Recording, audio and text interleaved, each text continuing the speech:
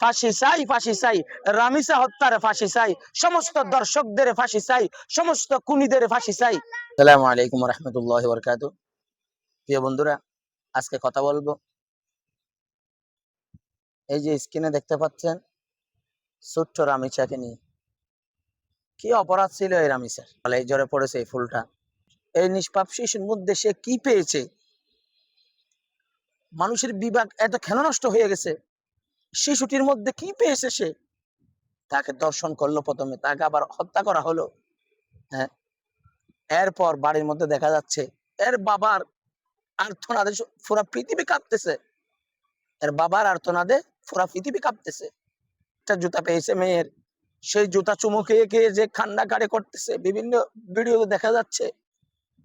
তারা এই কান্না তোমরা কি দেখো না? বাংলাদেশের বিচার ব্যবস্থা এমন কেন হয়েছে? আমাদের বাংলাদেশের সমাজ অসুস্থ হয়েছে, বিচার ব্যবস্থা অসুস্থ হয়েছে। এই যে কিছুদিন আগে আমাদের হাদি ভাই, উসমান হাদি ভাইয়ের হত্যা হয়েছে, শহীদ করা হয়েছে উসমান ভাইকে। আমাদের উসমান হাদি ভাইকে শহীদ করা হয়েছে, আদৌ কি বিচার হয়েছে? রাস্তাঘাট অবরোধ হয়েছিল, মিছিল মিছিল হয়েছিল, দিন শেষে বিচার হয় নাই। আসিয়া বিভিন্ন রামিসার পরে চট্টগ্রামে একটি ছোট্ট মেয়েকে দর্শন করা হয়েছে। ওই দর্শককে যখন আটক করেছে এলাকার লোকজন, তখন প্রশাসনরা তাকে গ্রেফতার করার জন্য চাচ্ছে, অনেকভাবে তারা চাচ্ছে।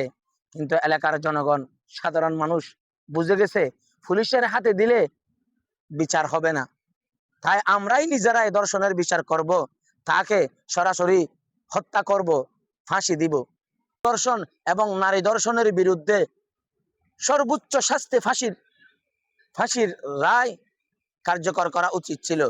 কিন্তু হেলাই দুলাই আর কতদিন এভাবে আমাদের বাংলাদেশের মানুষ দেখবে? হেলাই দুলাই আর কতদিন বিচার ব্যবস্থা দেখবে? একটু বিচার ব্যবস্থা সংস্কার করা দরকার। বাংলাদেশের মানুষ এমন বিচার চায় না। আর কত শিশু আর কত ফুল ঝরলে বাংলাদেশের মানুষের বিভাগ এবং পুলিশের বিভাগ নাড়া দিবে? আর কত মায়ের বুক খালি হবে? পর দিন দর্শন বাড়তেছে। ছোট্ট একটি বাচ্চা, বাচ্চাগুলির মধ্যে তারা কি পায়? মানুষের বিবেক অসুস্থ হয়ে গেছে, মানুষের বিবেক অসুস্থ হয়ে গেছে। মানুষের বিবেক অসুস্থ যেমন হয়েছে, আমাদের সমাজ অসুস্থ হয়ে গেছে। এই জন্য আমাদের সমাজ, আমাদের মানুষের বিবেক এবং সমাজ ঠিক করার জন্য শহীদ উসমান হাদি ভাইয়ের বিচারটা যেমন হেলাই দুলাই চলে গেছে, হয় নাই। এই জন্য যে যেখান থেকে পারেন আওয়াজ তুলুন, ফাঁসি চাই, ফাঁসি চাই, রামিসা হত্যার ফাঁসি চাই। তুমি কে আমি কে, হাদি হাদি স্লোগান হয়েছিল, এখন স্লোগান হচ্ছে তুমি কে আমি কে, রামিসা রামিসা, তুমি কে আমি কে, রামিসা রামিসা। কিন্তু অথচ সাধারণ মানুষ এত স্লোগান, এত চিল্লাই, এত মিছিল, এত এত মিটিং, এত মিছিল করতেছে, কিন্তু সরকার বরাবর পৌঁছাচ্ছে না। কিন্তু তারা তারপরেও সর্বোচ্চ শাস্তি ফাঁসির রায় কার্যকর করতেছে না। কি সমস্যা, কি বাধা? ফাঁসির রায় দিতে তাদের কি বাধা?